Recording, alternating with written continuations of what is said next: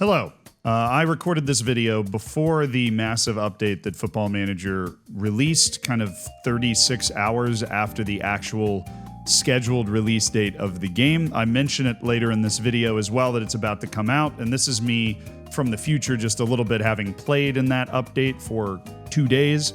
And it has solved some of the problems, but the game, even after the launch update, is still obviously not finished. There are certain screens that are not there, and even simple things like if you are playing a match with the crowd sound on, the crowd will just go away for half the match and you just hear the ball being kicked around in silence. You know, pretty obvious things that are still not fixed after the update. So even though it is significant, I'm going to reference it, and when I'm referencing it, know that it is a significant update that patches a lot of crashing bugs and those sorts of things. The game is still unfinished, and the rest of the point of this video still holds true. So enjoy me from 2 days ago. It is officially time to hold a State of the Football Manager. Why? Because of, well, this. Mostly negative reviews. And when you hold over the mostly negative reviews, you'll see that in the English language, only 22% of the Steam reviews for Football Manager 26 are positive. 22%. Right? And this is unprecedented in the history of Football Manager. Just as a reference, 94% of the reviews of Football Manager 24, even after you can imagine a flurry of negative reviews with the game cancellation, 94% of the reviews on FM24 were positive. 94 to 22. Now, obviously, there is a sort of tidal wave of hate that is going on. I'm not going to go all the way to say that it is review bombing, but let's also be honest and mention the fact that that is only contributing to a certain amount of that ridiculously low percentage, and that the vast majority of what is contributing to that really low percentage is the fact that the game has been released, but it hasn't even been released. The fact that I have given this game every benefit of the doubt and tried to be incredibly reasonable about my expectations, giving Sports Interactive every opportunity to stick the landing with a pretty solid, chunky launch day update, only for this to happen. I don't know if you noticed this. FM Assist, right? I guess maybe this is what FM Assist is for. It's kind of their news Twitter. Obviously, they would have been afraid to put this on their main Twitter. Tweeted out confirmation of our plans for updating FM26 ahead of the full launch tomorrow. To me, this was the final straw, because I spent the entirety of the last 2 years looking forward to yesterday, which would have been the launch day for FM26. Not the entirety of 2 years. I mean, for 1 year, I was looking forward to FM25, but you get the general idea. It's my favorite game. It's finally going to have the updated, it's going to be on a new engine. It's a new era. All the smoke they were blowing and I was huffing. And this is the post that thing links to, by the way. As we get ready for tomorrow's full launch, we would like to let you know that due to the multi-platform submission process, last Friday's FM26 update will serve as the initial day one release build. This essentially means that in a flurry of hot fixes that Sports Interactive unleashed in the first 9 days of the beta being out, which is good, at some point one of those hot fixes that went live was just submitted as the final build to various platforms, right? And I have since asked some colleagues, some friends about how this process works, and they've explained it to me. Essentially, depending on what platform you're on, they have to have the build that's being released a certain number of days in advance, right? And then obviously all of the platforms based off of the contract have to have the exact same build on the actual release day. But there's more. There will still be an update on the full release. This will simply be to remove the beta watermark and the report bug forum link, as well as activate the pre-game and in-game editors. I mean, really, do we need to remove the report bug button? I don't think we do, because there's still plenty of bugs, but I have not gotten to that yet. But here's the part that irks me the most. From Wednesday this week, our next update will be available on Steam via the public beta track. So there's a public beta out there that you're able to play a more advanced build and test it. They're saying the next update is going to be available on that beta track the day after release day. The actual release day of Football Manager, there is no change to the game except removing the beta watermark and the report bug forum link. What did I say when I looked at this?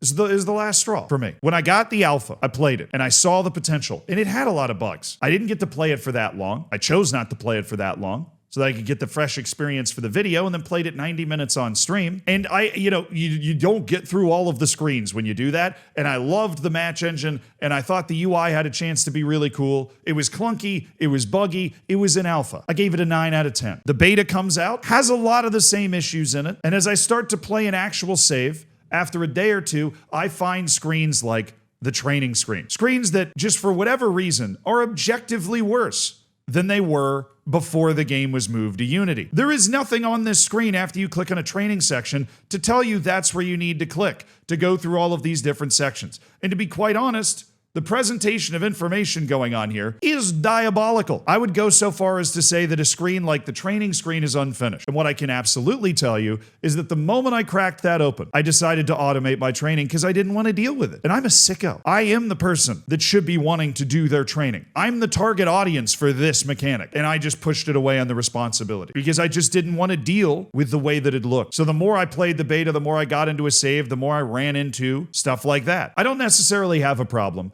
with not being able to find things. The UI has been completely redesigned, but in some instances, things are not there. For example, if you are unemployed in the save, let me make an unemployed manager real quick. Add a new head coach. Unemployed. As far as we can discern on stream, you can't search the player database anymore. Is this a big feature? No, but it highlights something that a lot of people have had an issue with. And that's the part of, this state of the football manager is trying to highlight things that I have come across, that other people have told me about and talked to me about on stream, on the YouTube videos. There are a lot of small quality of life features that just didn't get brought over. They don't exist. I mean, maybe it does exist. But Stream and I sat here for a while looking for a way to search the player database when you're unemployed, and there's just no way to do it. It's an example of a larger problem that there were a lot of little features like that just didn't make the move. Now, why did they not make the move? Because it was completely redesigned. It's important to understand why this stuff happened. It doesn't make it okay, but because the last 20 years, Football Manager has been building on top of the, it's like Rome, right? If you go all the way down, you'll find that base game somewhere. You'll find the original Roman road, but you just keep building on top of it. With this, they had to start building their new city again. And I don't know if they forgot or if they just didn't have the time, which I think is more likely, but there are just a lot of things that were useful that existed in the old game that don't exist anymore. Of course, just to put this to bed, they unlocked the in-game editor and whatever. I got soft locked trying to use the in-game editor after 30 seconds. So clearly they're freaking out so much and now they're trying to fix the game. They have not had a lot of time to get the in-game editor functional. A lot of people instantly were having their games crash all over the place trying to use the in-game editor. Couldn't find stuff in it, right? Lots of typical complaints. But why am I sitting here making this video now? Because the release date came out and the game didn't change. That is my number one issue. I talked about it a little at the beginning of the stream, but I wanted to sit down and bring out facts. Now, well, facts, just have things that I could reference. Because Football Manager, and I looked this up actually, Football Manager 2024 came out on November 6th, 2023. November 6th being the key part of that. This game came out on November 4th. You know who decided to do that? Sports Interactive. They decided to release it on November 4th. Unless somewhere in the shadows, Sega said you have to release it by this date, but I can't. I mean, they've released games on November 19th before. November 4th is relatively early compared to the release dates that previous football managers have had. So I can't imagine that Sega would have said, hey, I know it's been 2 years, you don't get those last 2 weeks. I can't imagine a world where that would have happened, which means Football Manager picked the date November 4th, and then missed it again. And this comes after the Miles Jacobson interview tour, right? And as somebody that leads a company, I am fully aware of the fact that all the failures of the company are not necessarily my direct fault, but they are my indirect fault, right? Not to mention, it is usually my fault anyways, because all of the editors that work with me and work on all the channels that we have are fantastic, and I am normally the problem. I just want to be clear about that, but I'm just saying, generally, in an administrative position, this is not all on Miles. But he is the guy that did the interview tour in the run-up to this game, and he said some stuff that I would like to point out. But they, Sega, understand that quality is important when it comes to releasing games. You can't put shit in a box and expect to sell it. That's another reason why we went quiet after we announced that the game's canceled. We wanted to go back when we've actually got something to talk about, not promise that we're going to be delivering a game this year until we know what we're going to be delivering. They didn't. They didn't know. They dropped the beta, they dropped the flurry of hot fixes, which obviously is good, but they didn't do what a normal game studio would do in this point, which is save some of those fixes for the big boom on the actual release day. There was no actual release day. There was literally nothing special about the announced release day because they hadn't done the logistical administrative things that you needed to do to be able to pull up a bunch of updates to go live on the release day. How does that happen? That makes zero sense. You set the date. You decided when the beta was going to come out after you decided when the actual game was going to be released. And somehow you were unprepared for the idea that your release day was November 4th and that the game should get a big update on that release day. In this world, you got to shut the up. Otherwise, people will take a tiny breadcrumb and turn it into a loaf of bread, particularly with the popularity of the game now. So I'm sorry you've had to wait a while,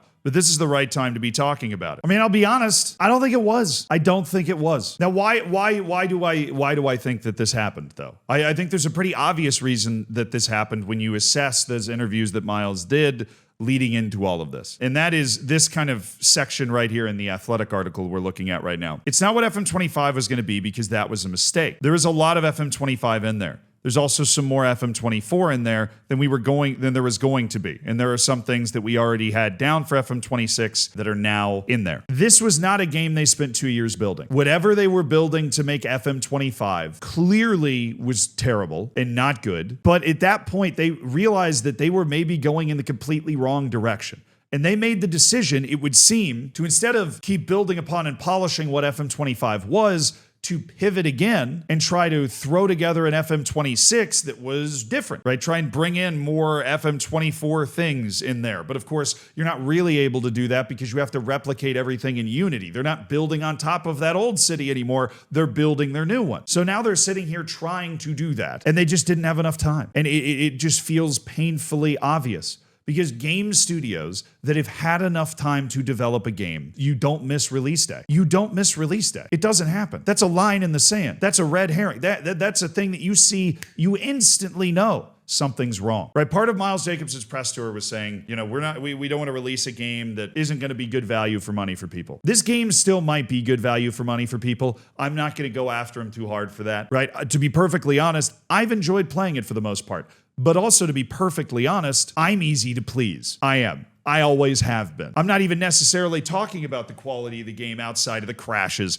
and the obvious bugs and the weird loading, right? Because I think there is a lot of potential in the game. It's Football Manager in a better engine. Of course, there's a lot of potential in the game. They finally tried to go there. But now that Sports Interactive has tried to construct this new city, it was obvious with the cancellation of FM25, and it is now obvious again, with the just missing of an update on the actual release day, that there is an institutional failure at Sports Interactive trying to execute a game in the Unity engine. Now, I'd have never worked in games. I certainly have never worked at Sports Interactive. I have no idea how you would go about trying to fix that. But this does not get fixed overnight. It doesn't. They have no, I think the most striking thing for me is if there's no big update on the release day, right? And they're trying to sprint the update out the night of Wednesday. I think there's another tweet here I pulled up. The FM Steam public beta update's currently undergoing final checks. They hope that it goes up soon, right? In the evening, 36 hours after the actual release day. That's when they're hoping that it goes up. But the damage is done. That was it. This is it. The game's already out. It's already out. The reviews are in. This is who Sports Interactive is now. The Emperor has no clothes. I was waiting. There were no more cards up the sleeve. The sleeves were empty. There was no big update. The full game is out, and it's the same game that I was playing on the beta after the 31st of October. They just removed the watermark and the report bug feature. Bro, this doesn't mean it's the end of the road. Of course not. No Man's Sky, one of my favorite games of all time, when it was released, got universally condemned and then has just posted a bunch of free updates and turned into one of the best games ever over 10 years. But when I said, I can't remember if it was on stream or in a YouTube video, that FM26 feels like it might be a beta year, what better proof do you have of it being a beta year than the launch game version being the exact same as the beta that you were playing before? It is, if canceling FM25 violated people's trust, and I think some people overreacted to that because at the end of the day, this is a video game that I love to play, but it is a video game. Some people react too harshly and kind of forget that fact. They feel like it's some sort of giant personal affront when it's really more of a personal slight. I think this creates a significantly more damaged trust between the fan base and the game studio that it will take time to build back. At the very best case scenario right now is still not great, and that sucks. The best thing Sports Interactive can do is hammer the updates. They don't need to say too much. I'm not a big fan of giant over-the-top apologies like a footballer that just lost a match on Instagram, but you need to let the community know that you're listening, that you understand that there is a problem, that you were trying to fix that problem. If you've already whiffed on your biggest and best opportunity to put this all to bed, because now we are here, and how Sports Interactive responds to the fact that we are here is going to determine whether Football Manager on Unity is a success or not. And I mean that overall. We'll see. That's the state of Football Manager.